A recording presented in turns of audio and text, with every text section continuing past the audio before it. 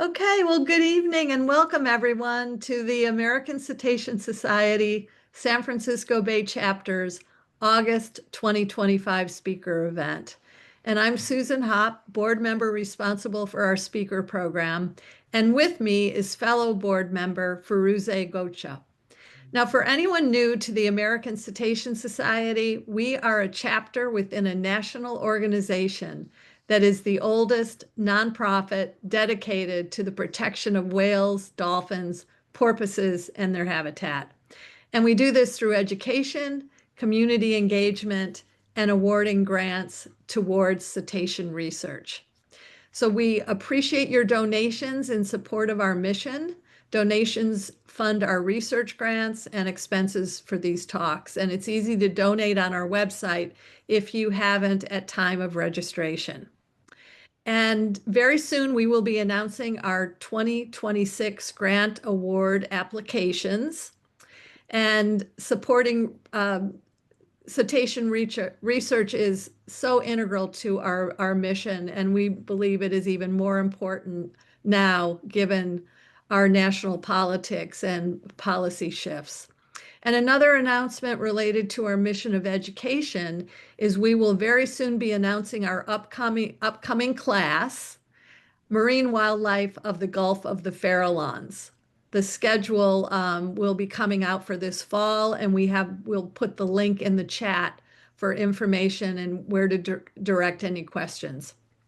Okay, well, for tonight, we are recording the presentation, and please put your questions in the Q&A. That's actually better than the chat, and we will field them after the presentation. Our talk tonight could not be more timely. Why are national marine sanctuaries important to our nation? And more than ever, as citizens and as passionate lovers of cetacean and marine life, we need to be active in protecting ocean habitat. And it starts with understanding what we have today. And I cannot think of a better person to speak on our national marine sanctuaries than the person who for 21 years was at the helm of the Greater Farallones and Cordell Bank National Marine Sanctuaries as its superintendent. Maria Brown brings 30 years of experience in marine conservation, including her 21 years as superintendent of the magnificent marine sanctuaries in our own backyard, Greater Farallones and Cordell Bank. In her role, she guided a vision for coastal restoration, climate change adaptation, and collaborations across North Central California's coast and ocean environment. She's dedicated to ensuring marine ecosystem health and engaging with diverse stakeholders to develop innovative strategies for conservation. And she continues this work as a board member of the Greater Farallones Association. Maria, we're just thrilled to learn from you, and we just thank you so much for giving us your time, and I'll hand it over to you. Well, thank you so much, Susan. It is wonderful to be here tonight and to be able to speak with the American Cetacean Society. So thank you so much. When I started my career in marine conservation 36 years ago, it was a very different environment. And so this is going to be a presentation about a story of hope and a call for action. 36 years ago, there was an estimated 100 blue whales in the eastern North Pacific, and now there are over 2,000 blue whales in the northeastern Pacific. So we have made progress. The work we do as a community of marine conservationists is important, and it's effective. And that is the hope that has fueled my career over the last few decades. And so I want to thank you, all of you, for your engagement, because that is what makes it successful. So as a federal employee, I worked for you and was responsible for ensuring the health of 6,000 square miles of coastal and ocean habitat, extending from Mendocino County down to Santa Cruz County and out to 50 miles offshore. Um, so, how many of you are familiar with National Marine Sanctuaries? If you can just use your chat box and put in a thumbs up or a yes to give me an idea of how many people are aware that we have sanctuaries. Great, I'm seeing those thumbs up. Again, this is just how things have changed over the years. When I first started giving presentations, only about 10% of the people in the room had ever heard of National Marine Sanctuaries. And that's changed, um, which is fantastic. We're doing our job, we're getting out there. So, did you know that the designation of National Marine Sanctuaries had been supported by both the Republican and the Democratic administrations? That in fact, some of the largest marine sanctuaries were established by Republican presidents. Monterey Bay National Marine Sanctuary was established by George Bush Sr. and Papahanaumokuakea National Marine Monument by George Bush Jr. So those were two of the largest national marine sanctuaries. And that NOAA was created by the Nixon administration. So sanctuaries are not a partisan issue. They are a national issue. And national marine sanctuaries protect our most significant marine and Great Lakes environments. They support healthy ecosystems, diverse wildlife, maritime heritage, culturally significant areas, local communities, and maritime recreation. So national marine sanctuaries are a success story. When I started, again, I'm going to go over my history here. When I started my marine conservation career, there were 9 national marine sanctuaries. Can you guess how many there are now? You can count on the map. Um, there are 17 national marine sanctuaries now. But what's even more important is the area that's protected has increased from 3,809 square nautical miles to 629,000 square miles. And so that's an increase of more than 625,000 square miles during my career. And it's 3 times the area of national parks. So how many of you are familiar with the 3 national marine sanctuaries that are in our backyard? And do you know why they were created? You can just put in the chat so I can see, how many of you know about national marine sanctuaries. Well, what makes the ocean off North Central California one of America's most significant marine environments? So a hint. It's the same reasons that California is so desirable to us humans. It's the weather and the climate. And we have to thank the ocean for this climate we have. It's mild. It's mild in the Pacific's mild, not really. But it creates a mild climate here off the coast of North Central California. And what creates this nice climate is upwelling. We are one of four most productive upwelling zones in the world. It's here off our coast. We're so fortunate. And within this upwelling zone is the greater Farallones upwelling cell. So it's a portion of the upwelling zone. It happens to be the most biologically productive portion of that upwelling zone. And the reason why is because when we get those really strong winds coming offshore of Point Arena, and with the rotation of the earth, those strong winds, the water gets displaced, the surface water gets displaced, and this cold, nutrient-rich water comes to the surface. And as it moves down our coast during spring and summer, when it's sunny, the plankton blooms. And so you can see in these round circles how that plankton is moving and it's blooming and increasing. And by the time you get to that area right off San Francisco, you have this large plankton bloom. So in combination with that, you can see here, I love this image. This image is actually quite old, but I love it so much. I keep using it. This is, if we're going to peer underneath the water, um, offshore, we have this broad, shallow continental shelf that then drops off into this deep ocean abyss.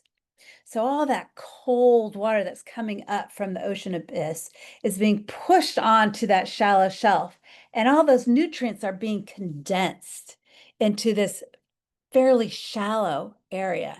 And so when it's condensed, it becomes this nutrient-rich soup of phytoplankton. So here's some beautiful phytoplankton that's out there. And that phytoplankton then feeds our zooplankton, our insects of the ocean, and they're eating up that phytoplankton. And we have one of the largest migrations, our longest migrations in the world is happening right here from that deep abyss. They come up at night to the shallow water and feed, and then they sink back down during the day. Well, this soup of phytoplankton, zooplankton, it feeds the fish. And this is an image just offshore of Point Reyes. How many of you knew it looked like this offshore here? We just see that big open ocean, but right below the water, it's an explosion of life. It's amazing. It's beautiful. And look at all those fish. There's these dense aggregates of fish above Cordell Bank where the nutrients are condensed because the peaks come so close to the ocean surface, up to 150, the deepest part's 150 feet. So all that food is then feeding the whales. So we're a destination feeding ground for humpback whales, blue whales. We have turtles that come from Indonesia. We have shearwaters that come from New Zealand and up from Chile. They're all coming here to feed on this breadbasket, just like the Central Valley is the breadbasket for the United States. The waters here off North Central California are the breadbasket for the Northeastern Pacific. And it feeds the dolphins that we have. We have 36 different marine mammal species that either are residents or migrate here to feed every year, including 6 different types of pinnipeds. We have California sea lions, which I'm sure you're all very familiar with. We have our elephant seals. We have the northern elephant seal. We have northern fur seals. Even Guadalupe fur seals come here. Harbor seals. And we have the largest concentration of breeding seabirds in the contiguous United States.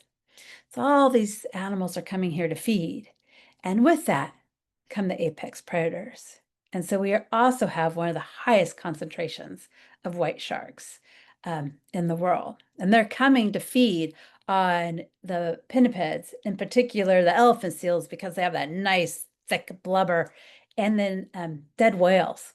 They're scavengers, white sharks. They will come to feed on the dead whales that float here. Well, so that's why the sanctuaries were established, because they're an incredibly biologically diverse, nutrient-rich environment. So what does the National Marine Sanctuaries Act offer? How does it protect this amazing place that's in our backyard? Well, the National Marine Sanctuary Act legislates NOAA to identify and designate nationally significant marine areas to facilitate comprehensive and coordinated conservation and management, which complements existing regulations. So it's meant to complement regulations that already exist. and to maintain and protect the natural biological communities where appropriate, restore and enhance natural habitats, populations, and ecological processes, and also to enhance public awareness, understanding, and appreciation of these marine areas. So to start off, I'm going to just jump into what are some of the regulations that the sanctuaries off the north central California coast have that protect cetaceans. So first and foremost is the prohibition against oil, gas, and mineral development. So there cannot be oil platforms or oil drilling off our shores. And the reason why this is one of the foundational regulations for these sanctuaries is because there was a big oil spill in Santa Barbara that had happened in the 70s. And there was a huge grassroots effort to um, develop regulations to have an act to save um, these productive waters. And so the National Marine Sanctuaries Act was one of those acts that came out of that oil spill, and it really was a grassroots effort. And this is where it shows that people have a voice, that we really can create a difference. Another regulation that we have here off our coast it's called our enter and injure regulation, and it prohibits the discharges from outside the sanctuary that then enter the sanctuary. And this is a photo of the oil from the Costco Busan oil spill, which happened a while back. And it's when a cargo ship hit one of the towers of the Bay Bridge, if you remember that. And that oil spilled in the Bay Bridge, but it went outside the San Francisco Bay into sanctuary waters. And the sanctuary was one of the major pieces of legislations that was used to hold the responsible party accountable. I actually signed the consent decree for the Sanctuaries Act, stating that there were damages to the sanctuary and that we had to be made whole again. We had to have funding to restore the habitats and wildlife that were impacted by the oil spill. And when I first started working with the sanctuary, my first 10 years, I responded to a major oil spill every other year. We had oil spills here. They were a common occurrence. But the Sanctuaries Act and the damages that we were able to recoup from the oil spill also sent a message that it wasn't in anyone's financial interest to spill oil. And I have not responded to a major oil spill in the last 18 years. So again, we are making progress. Another regulation that we have that helps cetaceans is that we have discharge regulations. That it's prohibited to discharge in the sanctuary. And that's in order to keep the waters clean and safe and healthy for whales and dolphins and other marine wildlife so that they can feed, that we continue to have biologically productive waters. And we have, in particular, even stronger regulations on discharging for cruise ships. Cruise ships can't discharge practically anything in a sanctuary because they're basically floating villages. There's just such a high concentration of material on board that when they discharge, they're discharging a lot. They would be discharging a lot of sewage at one time, a lot of gray waste, so food material. So they are not allowed to discharge in sanctuaries. We also have regulations offshore here about abandoning vessels. So I don't know if many of you heard, but it is an issue that vessels go aground and they just get left behind. This is an issue across the coasts in the US. Well, in sanctuaries, it's prohibited. You cannot just leave your vessel behind. It must be removed. And sometimes parties cannot afford to do that. And so NOAA has then set up a marine debris program that funds the removal of large marine debris. And we also use sanctuary settlement funds from oil spills and other violations to help remove vessels from our shores, to remove ghost fishing nets and other fishing debris that might be left on board, to ensure that that debris doesn't continue to kill animals. We also have in the sanctuaries offshore here wildlife disturbance regulations. So it is prohibited to disturb wildlife, and that's including marine mammals. And it's an overlay with the Marine Mammal Protection Act. There are also motorized personal watercraft regulations. So basically jet ski regulations. And jet skis are prohibited from Bodega Bay, from Bodega Head south to Pedro Point, just offshore Pedro Point. And then there's specific zones in Monterey Bay National Marine Sanctuaries where jet skis can be used, very small specific zones. The furthest north zone is off Pillar Point Harbor. And then they're allowed north of Bodega Head. And they can be used. There are exceptions for search and rescue, training operations, and for search and rescue in general. And the reason why is because we found that jet skis, because they're so easy and maneuverable, can get very close to wildlife, and we're causing wildlife disturbance.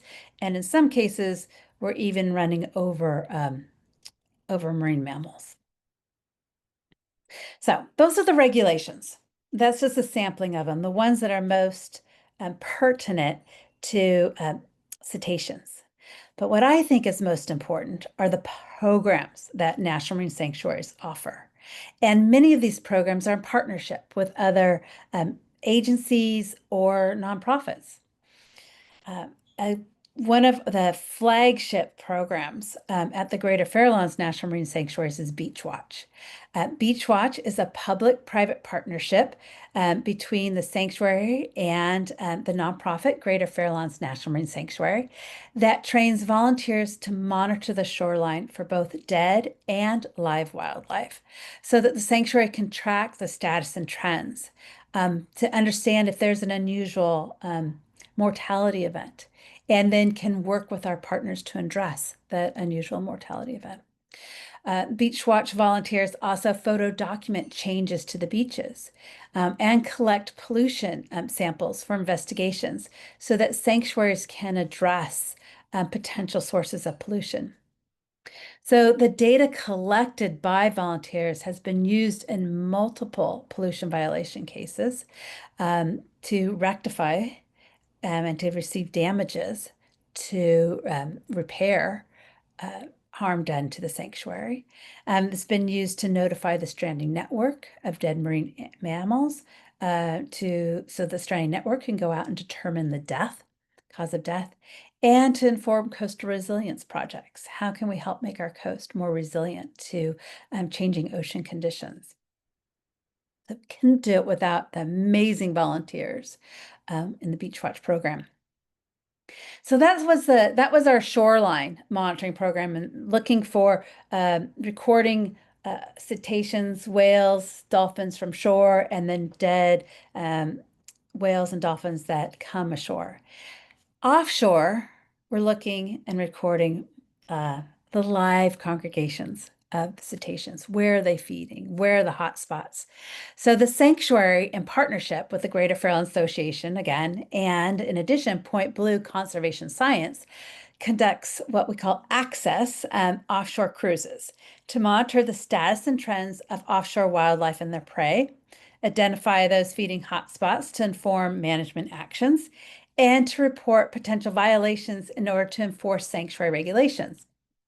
So this access data, an example of how it's used is it was very instrumental in the modification of shipping lanes to reduce the co-occurrence of whales and ships into and out of San Francisco Bay. So because we had that information of where we saw the whales congregate, and we overlaid that with where the shipping lanes were, we're able to separate those shipping lanes away from high-use whale areas. So more programs that we have. So that was our conservation, a sampling of conservation science programs that are happening for cetaceans. For a sampling of resource protection programs that use that data. So that data is used in permitting activities in the sanctuary. So the sanctuary can issue permits that violate regulations as long as that violation doesn't harm the sanctuary or sanctuary resource. And so having that data helps inform those special conditions to protect the sanctuary wildlife. The data is also used when there's emergency response, when there are oil spills or other events, and an incident command is called. Sanctuary brings in that data. Our resource protection staff helps develop protocols to ensure that the emergency is addressed at the same time wildlife are being protected. That data is also used to enforce sanctuary regulations within the sanctuary. One of the big successes for resource protection has been the Blue Whales Blue Sky project, and that's in partnership with the California Air Districts and the California Marine Sanctuary Foundation. So the sanctuaries work in partnership with these organizations, communities, government agencies, and businesses to improve whale habitat through a voluntary vessel speed reduction program. Where vessels are requested to slow down to 10 knots or less from the start of the peak of the whale season, May 1st, through December, because that's when we're seeing whales in the area, the highest concentration of whales. And during my time with the sanctuary, we have seen an increase of vessel shipping lines participating. Up in the Bay Area, we now have a 70% cooperation rate. So it's great. We're on the right track, but we still have some more room to grow.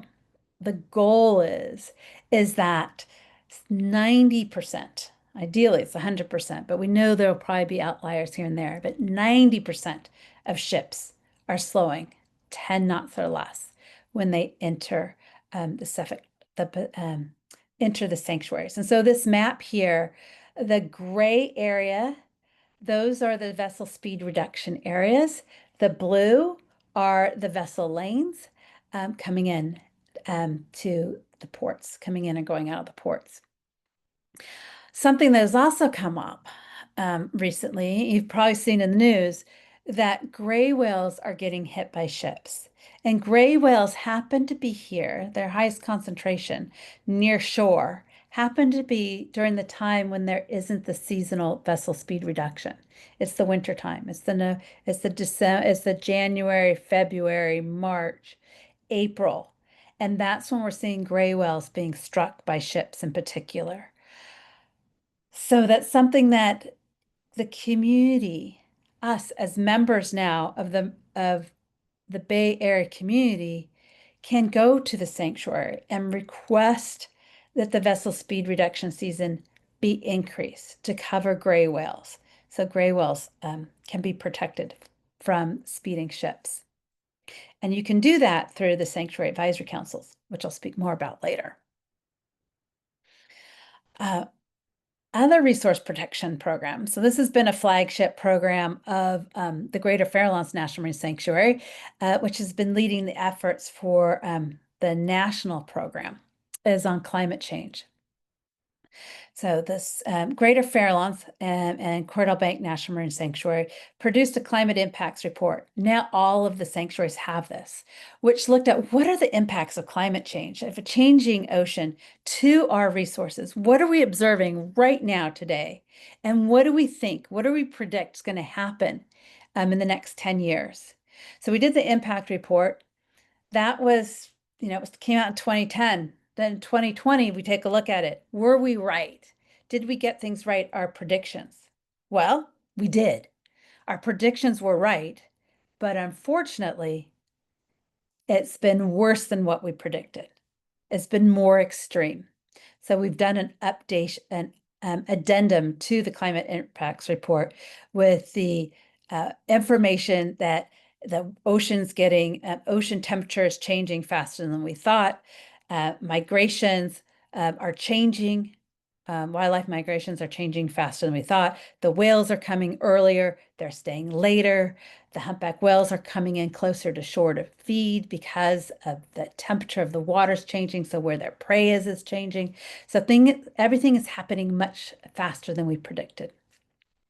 So from that impacts report, the sanctuary then worked on a climate vulnerability assessment. So here are the impacts. What are the most vulnerable species and habitats in the sanctuary? Well, what we found, which was a surprise to me, was that blue whales are one of the most vulnerable species in the sanctuary. So based on that vulnerability assessment, the sanctuary, working with the Sanctuary Advisory Council through their working group process, developed recommendations on how do we adapt to changing ocean conditions. And those recommendations were used to inform a climate adaptation plan. And the sanctuary has been actively working to implement those adaptation strategies. One of the recommendations in that plan was to investigate blue carbon, because at the time, the concept of blue carbon was very new and there was very little information. So the sanctuary led an effort to do some blue carbon in marine protected areas reports, the first of their kind. And what we found in these blue carbon reports, again to our surprise, is that whales are an important part of the blue carbon puzzle. So whales are large. We know that. Whales are large. They eat a lot of food. And because they are so large and they're eating a lot of food, they are taking in carbon and they are storing it in their body. So they're actually sequestering carbon. But then whales die and they feed other animals. But they also, when they die, they sink to the seafloor. And when they sink to the seafloor, they get buried by sediment, mud, sand, and that carbon that's in their bodies that is sunk to the seafloor gets buried and compressed for millions of years. And if you think about it, that's where our oils comes from. It's from animals that have died over millions of years that have sunk to the seafloor and been buried and compressed. So that is still happening today. And they're an important part of that carbon sequestration calculation. Next, moving on from resource protection, we need to let the public know the role that cetaceans, that whales and dolphins play in the marine environment, why they're important, where they are, and how we can protect them. So the sanctuary education programs in partnership, and particularly with the Greater Farallones Association, foster ocean literacy so that our public can understand the importance of the marine environment.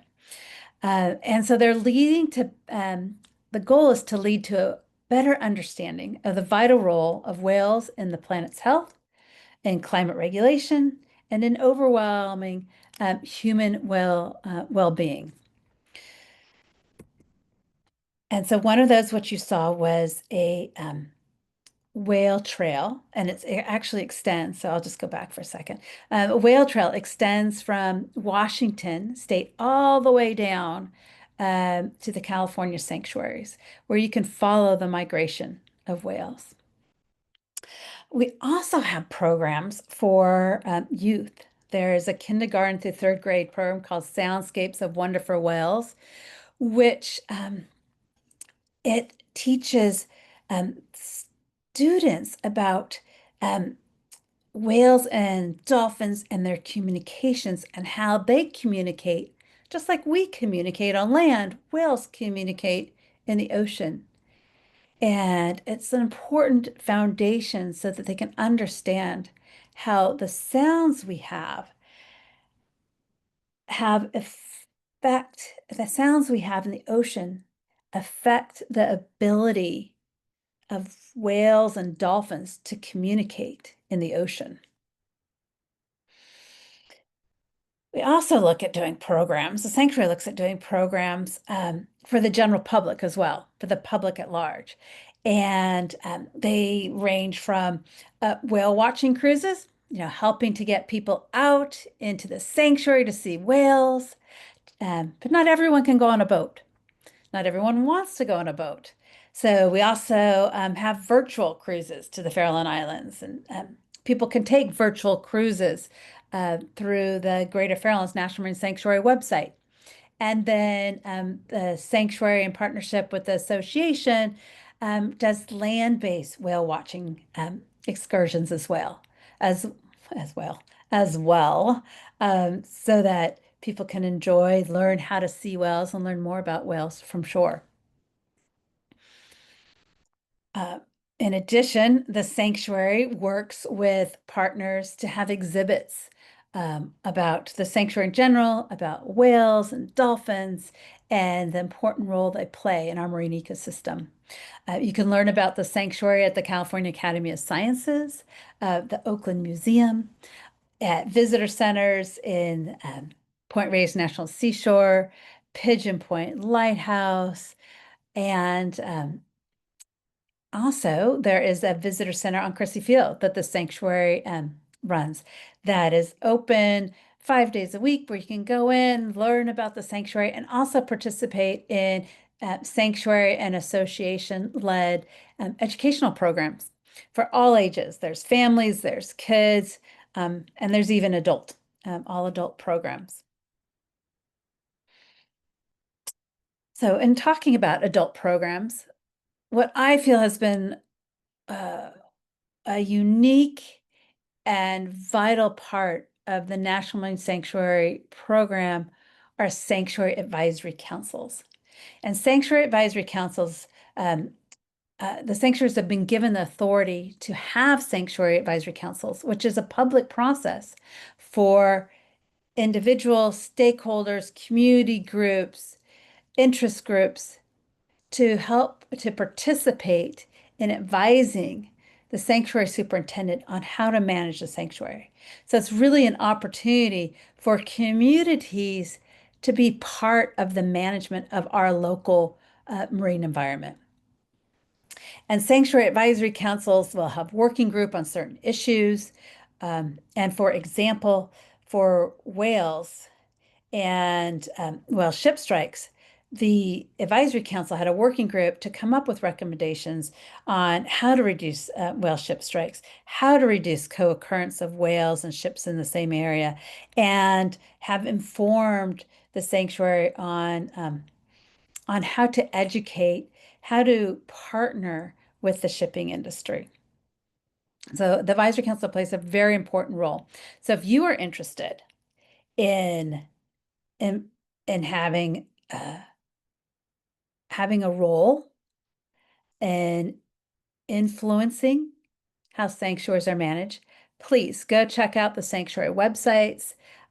Look for under sanctuary advisory councils, and when they have a meeting, you can participate online, but participating in person is really the best way to engage with the individual advisory council members, with the sanctuary staff, and be able to provide your input on how you want to see the sanctuaries be managed and what healthy sanctuaries look like to you. All right. Well, I had asked you, are sanctuaries an effective way to help conserve cetaceans? So what do you think? After you've heard what sanctuaries can contribute, do you think they're an effective way in protecting cetaceans?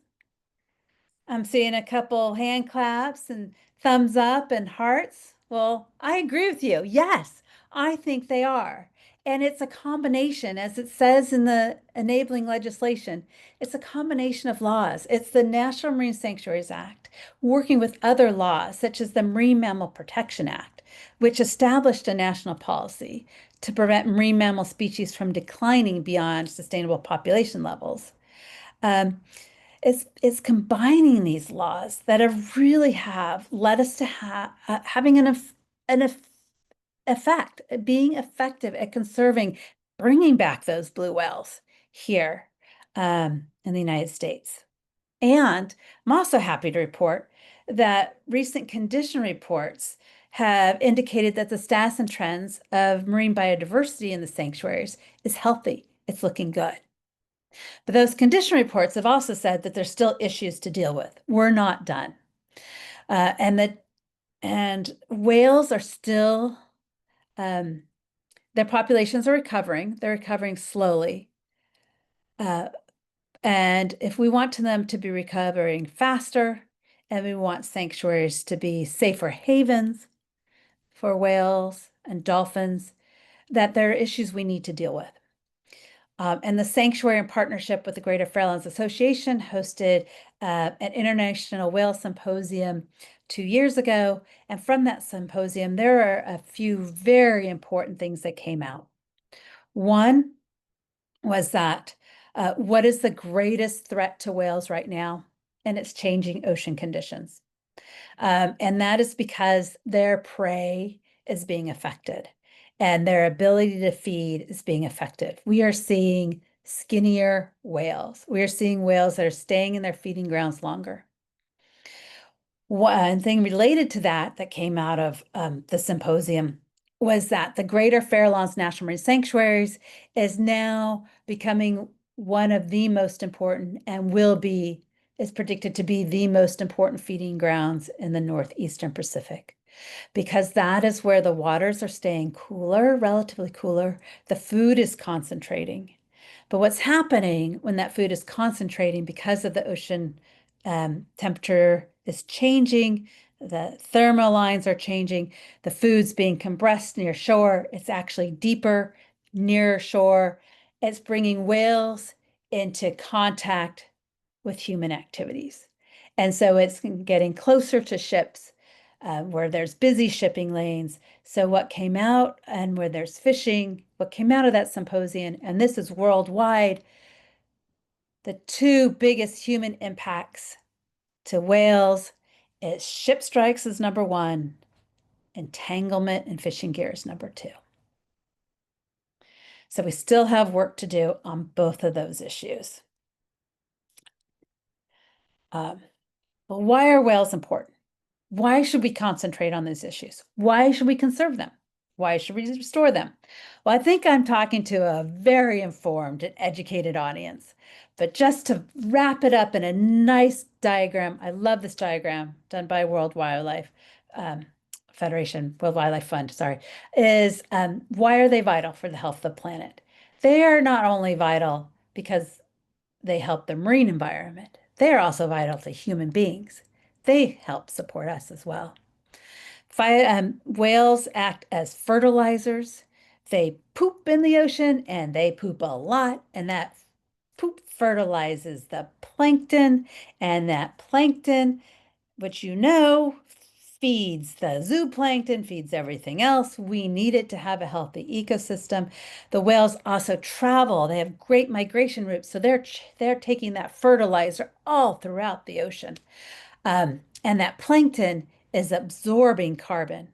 The ocean is the largest carbon sink. It covers most of our planet, so it only makes sense. So we have more plankton.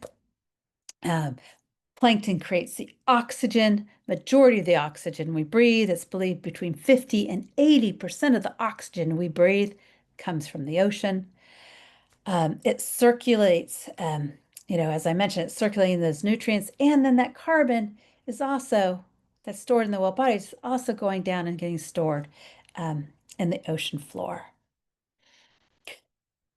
So whales are important. And I just saw a quick thing in the chat. Then why are we seeing more whale strandings? Whales are getting sick.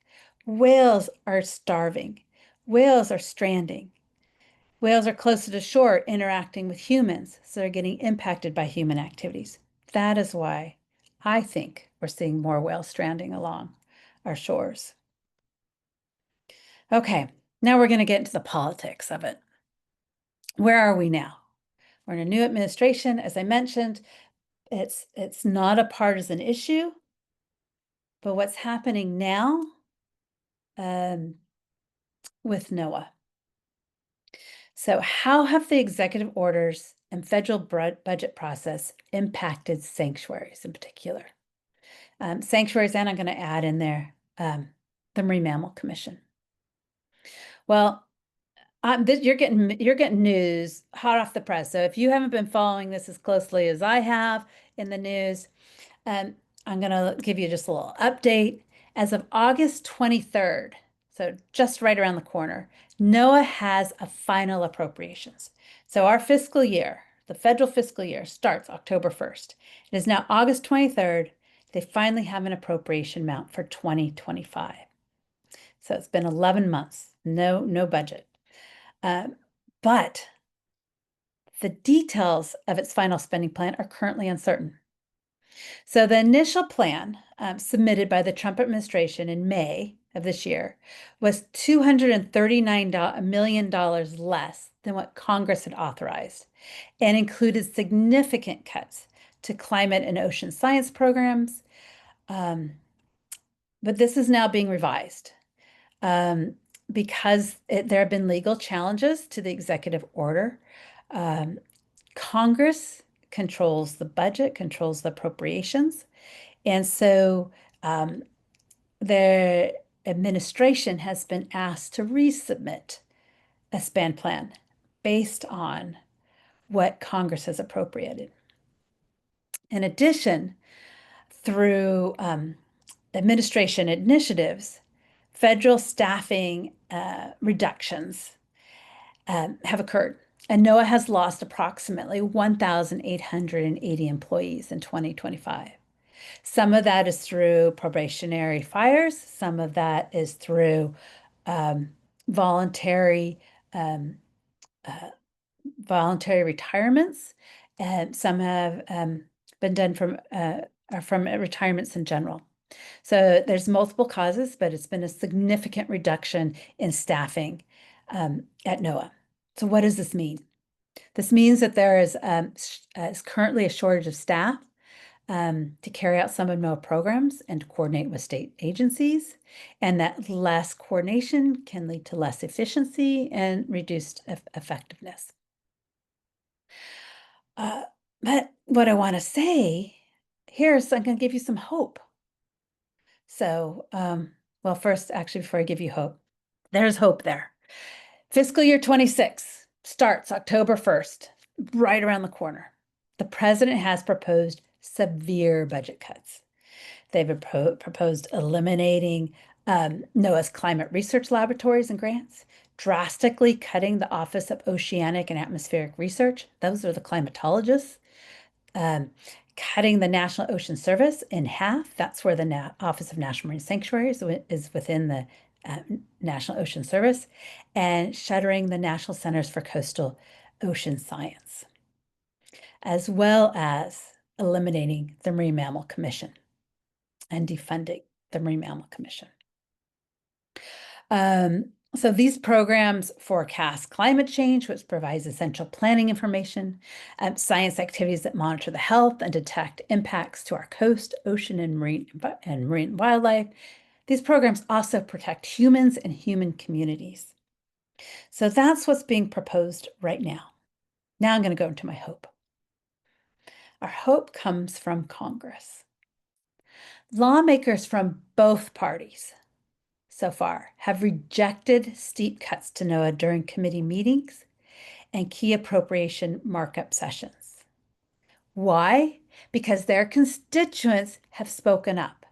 Their constituents, people like you and me, have spoken to congressional representatives, have met with them, written letters, written op-eds, saying that we think these programs are important. Why are they important?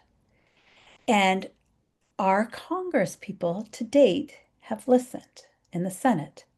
So the Senate fiscal year 26 appropriations bill, it's Senate Bill 2354, allocates $1.64 billion above the president's request for NOAA and proposes to maintain funding of the Marine Mammal Commission. And this gives me hope. In addition, there's been a new bill that just dropped, a new NOAA bill, It's called the Protect Americans from Climate Disasters, and it's co-sponsored from representatives from Colorado, Texas, Florida, Arizona, Rhode Island, and Oregon. And this act would rebuild and strengthen NOAA's workforce, boost NOAA's funding, protect life-saving programs, and restore access to vital services. So there's a bill out there that is from states you wouldn't normally think of proposing a bill for NOAA, which also gives me hope. So, what's at stake? What's at stake right now is our future, all of our future, because you know that cetaceans are important. They're just not important in the marine environment. They're not just important to look at. They're not just important for whale watching trips. Those are important, but it goes far beyond that. Imagine if whales went extinct. The ocean ecosystems would become destabilized. The loss of whales is a vital link in the marine food web.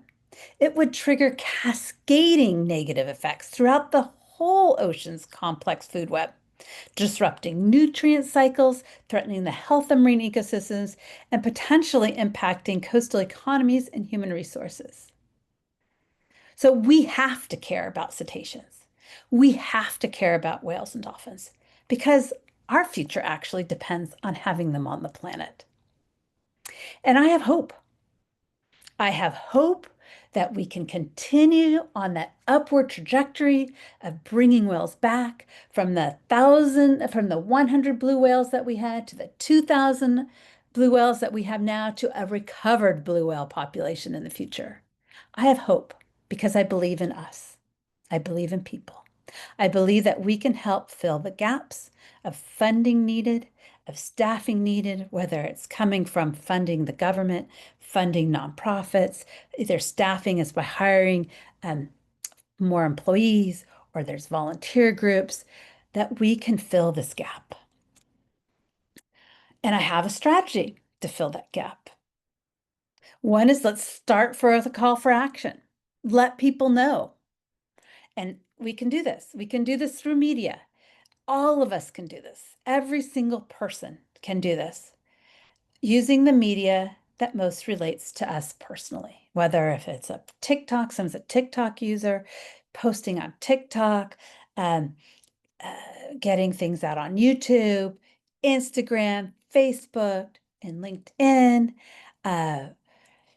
getting information on the air, on the radio stations, and newspapers. Remember, this is a bipartisan issue that everyone, doesn't matter which political party you're with, there are people interested and care about the ocean and cetaceans and whales. So we can get it on all the news channels. And you know what? A picture tells 1,000 words. So even if it's just a picture you have, posting it up, reminding people that whales, cetaceans are important. Also, like I mentioned, it's just getting out there. It's volunteering. It's volunteering for an hour, a day, monthly. It's becoming part of a community, a group of community scientists. It's volunteering for a one-day whale count, working in a visitor center to educate people about whales. Uh, there's lots of ways to volunteer, to donate. And donate doesn't have to be money. It could donate your skills to an organization. It can donate if you have a boat to take people out. Um, and if you have funds to donate to the organizations that are backfilling for government programs that aren't happening. It's talking to friends. That's free. Sharing your knowledge with your friends, with people you come in contact. Just one bit of useful information that'll stick in people's minds about why cetaceans are so important. And then writing to companies. There's a website, and oh, I should have shared it. Sorry, I didn't. So it's on the Marine Mammal Center on their website.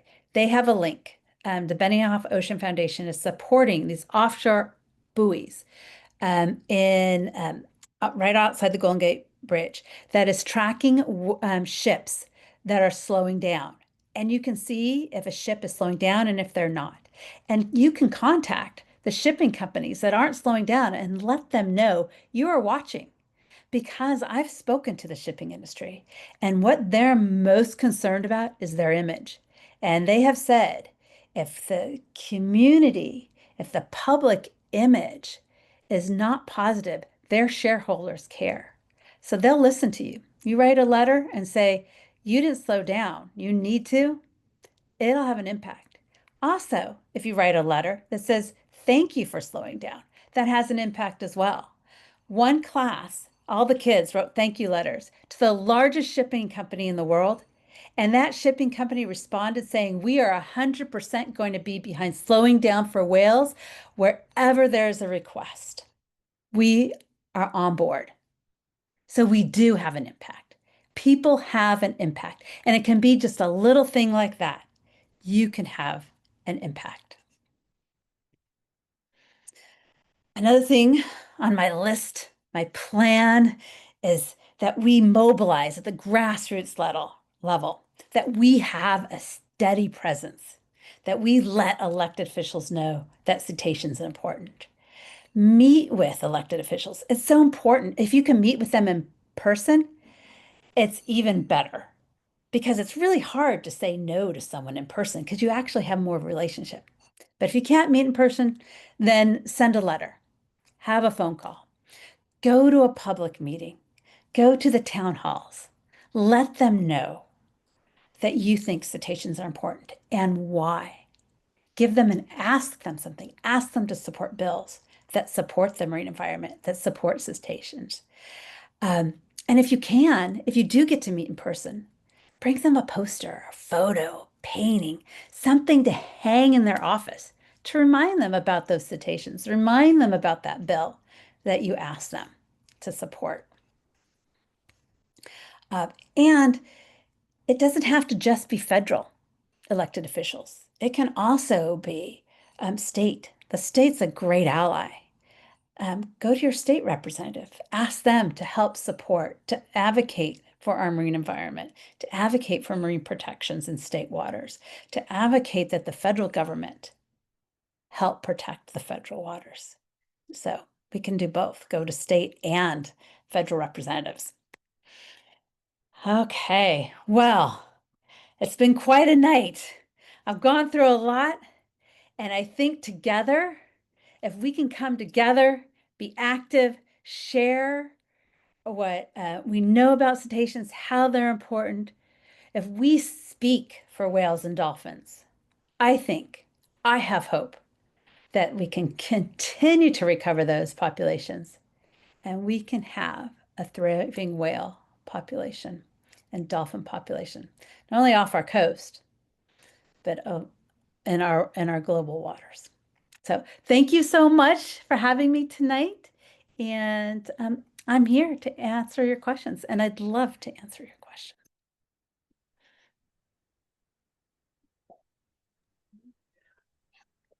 So it's a great presentation. Thank you so much, Maria. We have a couple of questions from our listeners, and I'll start with the first question. Are these sanctuaries funded by federal or state? National Marine Sanctuaries are funded federally. That's for federal tax dollars. Within the state, there are marine protected areas. They're much smaller, and a lot of them are in sanctuaries. It's a great partnership, and they tend to focus primarily on fishing. So having fishing restrictions, where sanctuaries are a much broader management entity. I see. Another question is about again, marine protected areas. Is SFB within marine protected areas? Is intertidal zone part of MS? And what is exact map of local marine sanctuaries? So yes, so intertidal areas are part of some, not all, marine sanctuaries. So in our offshore marine sanctuaries, the Greater Farallones National Marine Sanctuary and Monterey Bay National Marine Sanctuary, and Monterey Bay goes all the way up to Marin County. They both include the intertidal area. It goes up to the mean high water line. Cordell Bank National Marine Sanctuary is a completely offshore sanctuary that surrounds the actual bank, Cordell Bank, and the supply of nutrient-rich waters from a canyon right next to it called Bodega Canyon. Oh, And how you find out about it is if you go to um, uh, their website, which is noaa.farallones.gov, and you can get maps and learn more about the sanctuary. And it's noaa.cordell.gov if you're interested in Cordell. wonderful. Are there any marine sanctuaries in the Arctic? No, there aren't because well, let's see, a majority of the Arctic is in international waters, but up in Alaska, there is interest. There's been interest by a couple different groups of having national marine sanctuaries, and they have put in nominations for national marine sanctuaries, but unfortunately, none of them have completed the designation process. I see. And one of our listeners has a question that just happened recently. She was at Bodega Head and she saw some fishing occurring from a small vessel less than a mile offshore, and she called 911 to report it. They transferred her to Fish and Wildlife, where she couldn't find anyone but left a message. So, what's the best agency to call to report this kind of events? Yeah, so if you see any what you think may be a potential violation, CalTIP, and you might just get a message, but they do check them. So CalTIP, and then it's NOAA Office of Law Enforcement is also, if it's a marine mammal violation, you call them. And those numbers should both be on the sanctuary websites. So if you look in the toolbar or the top, whatever the banner, I'm not sure what it's called right now. Uh, but if you look under enforcement, the numbers will be there, or you can do a search. Call to NOAA Office of Law Enforcement. Wonderful. So another question is, I educate the public about marine mammals at the California Academy of Sciences and on the NOAA. Your slides will be helpful. I think this is more than a request, and we're gonna publish the video of tonight's presentation on YouTube within a week. So I don't know, is there any other way? But we're gonna put it on the YouTube.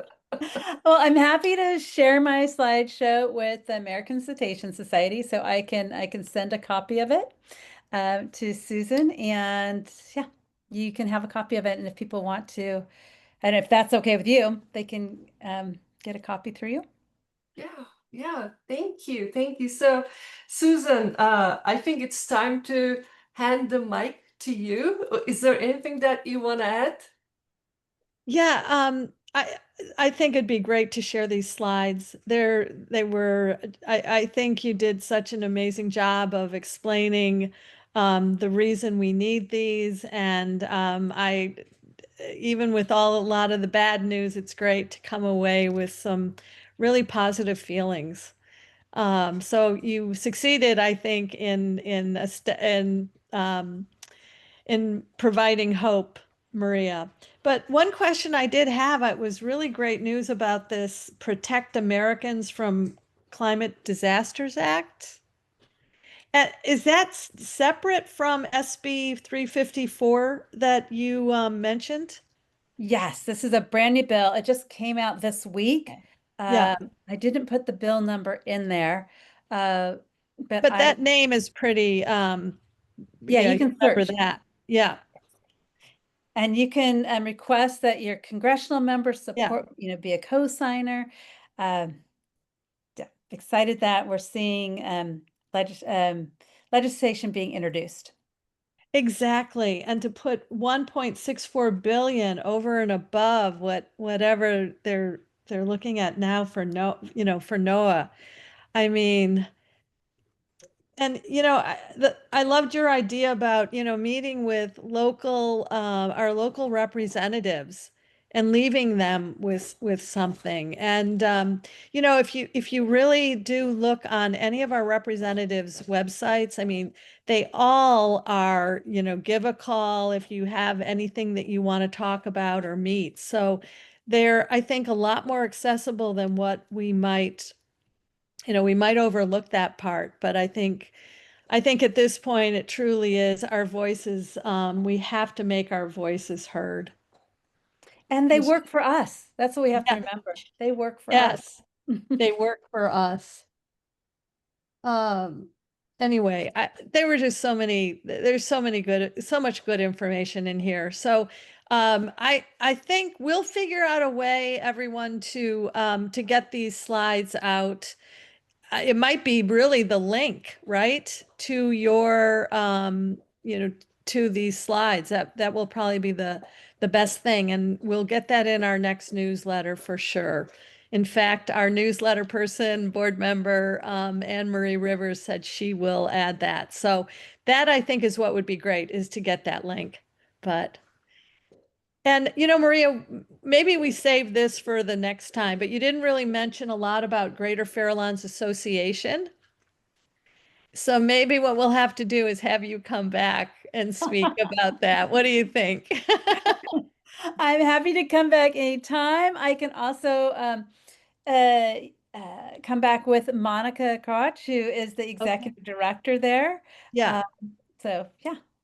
good. That, we're lining up 2026 now, so I think that'll be a really important to continue this conversation on our marine sanctuary. So, okay. Well, thank you so very much, and onward. All right. Well, thank you, everyone. I really appreciate all of you for being here tonight and for your interest in cetaceans. Thank you so much, Maria. Okay, well, we'll see everyone next month. We're going to have Ted Cheeseman from Happy Whale, so it should be really a good talk as well. Good night, everyone.